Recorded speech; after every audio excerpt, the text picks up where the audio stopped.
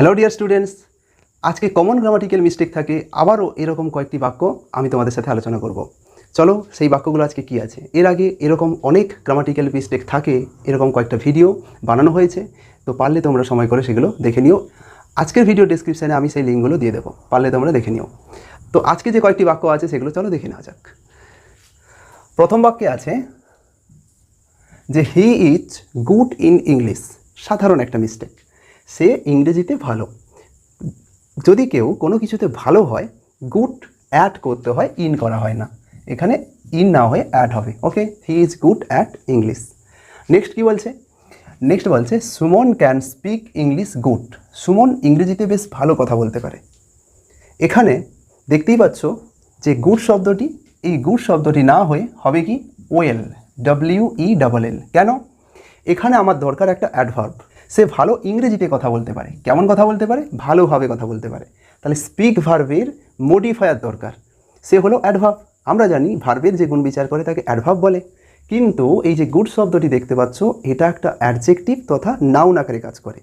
হ্যাঁ, অ্যাডভার্ব আকারেও কাজ করে, but that's very uncommon. Adverb আকারে ব্যবহার করা হয় না বললেই চলে।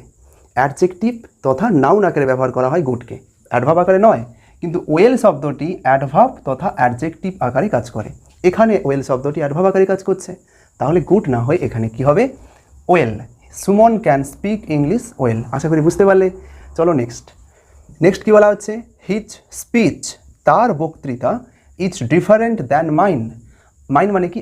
আমার বক্তৃতার থেকে তার বক্তৃতা ভিন্ন, ডিফারেন্ট। এখানেও মিস্টেক রয়েছে একটা সামান্য জায়গায়, সেটা হলো কি দ্যান। এই ডিফারেন্ট শব্দের পরে দ্যান থাকে না, ডিফারেন্ট শব্দের পরে থাকে ফ্রম। কোনো কিছুতে আলাদা হলে, কোনো কিছুর থেকে, সেক্ষেত্রে ফ্রম বসাতে হয়। Suppose he is different from me, সে আমার থেকে আলাদা কোনো অংশে। This colour is different from that, সেটার থেকে এই রঙটা আলাদা। তাহলে ডিফারেন্ট ফ্রম হয়, দ্যান হয় না, মনে রাখবে। আচ্ছা, নেক্সট কি আছে? ডু ইউ নো, তুমি কি জানো? হোয়ার আর দে গোয়িং, তারা কোথায় যাচ্ছে। এখানে ভুলটা আছে কি? এই যে দেখছো আর এবং দে, এই দুজনের স্থান পরিবর্তন করে দিলেই বাক্যটি কারেক্ট। অর্থাৎ এখানে হবে কি where they are going, where they are going. Do you know where they are going, তুমি কি জানো তারা কোথায় যাচ্ছে। এই জায়গাটাতে আমি তোমাদের একটু ডিটেলে বলি। এই যে দেখতে পাচ্ছ ডু ইউ নো, এই অংশটাকে বলা হয় প্রিন্সিপাল ক্লজ, PC। আর হোয়ার থেকে গোয়িং, এই অংশটাকে বলা হয় সাবঅর্ডিনেট ক্লজ, SC। ওকে, তুমি দেখতেই পাচ্ছ বাক্যটি একটি প্রশ্নসূচক বাক্য আছে।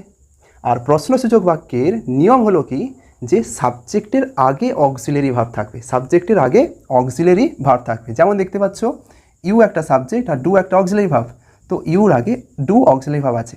এবার বলি, মনে রাখবে একটা প্রশ্নসূচক বাক্যে প্রিন্সিপাল ক্লজ তথা সাবঅর্ডিনেট ক্লজ দুটোই যদি থাকে, তাহলে সেই প্রশ্নসূচক বাক্যে আমাকে যে প্রশ্নসূচক বাক্যে স্ট্রাকচার ফলো করতে হবে, সেটা কোন পার্টে, সাবঅর্ডিনেট নাকি প্রিন্সিপাল পার্টে। এই যেমন রয়েছে ইউ সাবজেক্টের আগে ডু অক্সিলারি ভার্ব আছে, সাবঅর্ডিনেট ক্লজ কিন্তু প্রশ্নসূচক স্ট্রাকচার ফলো করবে না। কিন্তু এখানে দেখো প্রশ্নসূচক স্ট্রাকচার ফলো করে ফেলেছে, দে সাবজেক্টের আগে আরকে রেখে দেওয়া হয়েছে, তাহলে এটা কোশ্চেন স্ট্রাকচার ফলো করছে। কিন্তু আমি বলছি কি নিয়ম অনুযায়ী principal part question structure follow করবে, সাবঅর্ডিনেট পার্ট কিন্তু কখনো কোশ্চেন স্ট্রাকচার ফলো করে না। তাহলে কখন এটা হয়? একটা প্রশ্নসূচক বাক্যে যদি প্রিন্সিপাল ক্লজ এবং সাবঅর্ডিনেট ক্লজ দুটোই থাকে, তখন এটা আমাকে খেয়াল করতে হবে। আশা করি তোমরা বুঝতে পারলে। আচ্ছা চলো, আজকের শেষ বাক্য কি আছে? মাই ড্রেসেস কালার, আমার জামাটির রং, ইজ সো বিউটিফুল, খুব সুন্দর। আমার জামাটির রং খুব সুন্দর। আমরা দেখতেই পাচ্ছি এই যে ড্রেস শব্দের পরে একটা অ্যাপোস্ট্রফি S আছে, আর ড্রেস শব্দটি একটি নাউন। আর যখনই কোনো নাউনের পরে অ্যাপোস্ট্রফি S দেওয়া হয়, সেটাকে বলা হয় পজেসিভ নাউন। এবার বলি, এই পজেসিভ নাউন আমরা তখনই করব, অর্থাৎ কোনো নাউনের সঙ্গে অ্যাপোস্ট্রফি S তখনই লাগাবো যদি সেটা লিভিং থিং হয়, অর্থাৎ জীবন্ত কোনো জিনিস হয়। জীবন্ত কাউকে বোঝাতে গেলে সেই ক্ষেত্রে আমরা অ্যাপোস্ট্রফি S বসাতে পারি। কিন্তু যদি নন লিভিং থিং, যার মধ্যে কোনো প্রাণই নেই, সেক্ষেত্রে কিন্তু অ্যাপোস্ট্রফি S বসে না। এখানে বলো ড্রেস শব্দের মধ্যে কি কোনো প্রাণ আছে? এ তো নন লিভিং থিং, তাহলে নন লিভিং থিংয়ের ক্ষেত্রে অ্যাপোস্ট্রফি S হয় না, মনে রাখবে। তাহলে এই বাক্যটিকে কী করতে হবে? আমাকে করতে হবে কি the colour of my dress, is so beautiful. তাহলে হবে কি, the colour of my dress is so beautiful. তাহলে কি বললাম, লিভিং থিং হলে তার ক্ষেত্রে অ্যাপোস্ট্রফি এস দিতে পারো, কিন্তু নন লিভিং থিংয়ের ক্ষেত্রে কখনো অ্যাপোস্ট্রফি এস বসাবে না।